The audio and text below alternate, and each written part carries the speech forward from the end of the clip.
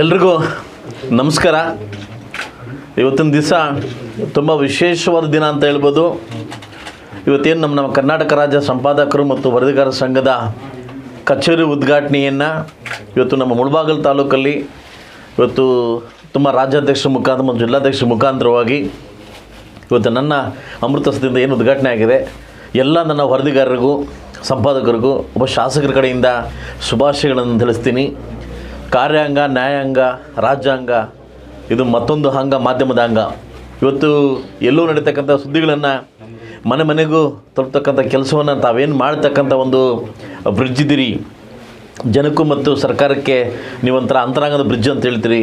So ಖಂಡಿತವಾಗ್ಲೂ ಎಲ್ಲ ನನ್ನ ವರದಿಗಾರರಿಗೂ ಸಂಪಾದಕರಿಗೂ ನನ್ನ ಕಡೆಯಿಂದ ಶುಭಾಶಯಗಳನ್ನು ತಿಳಿಸ್ತಾ, ನೀವಿನ್ನೂ ಮುಂದಿನ ದಿವಸ ದೊಡ್ಡ ಮಟ್ಟಕ್ಕೆ ಬೆಳಿಬೇಕು, ನಿಮ್ದು ಇನ್ನೂ ರಂಗ ದೊಡ್ಡ ಮಟ್ಟಕ್ಕೆ ಅಭಿವೃದ್ಧಿ ಆಗಬೇಕಂತ ಕೇಳ್ಕೊತ ನನ್ನ ಬರಮಾಡಿ ನನ್ನ ಇದನ್ನು ಇನಾಗ್ರೇಷನ್ ಮಾಡಲಿಕ್ಕೆ ಅವಕಾಶ ಮಾಡಿಕೊಡೋದಕ್ಕೆ ಎಲ್ರಿಗೂ ಒಂದಿವಸ ನನ್ನ ಮಾತನ್ನು ಮುಗಿಸ್ತಾ ಇದ್ದೀನಿ. ಎಲ್ರಿಗೂ ಶುಭವಾಗಲಿ.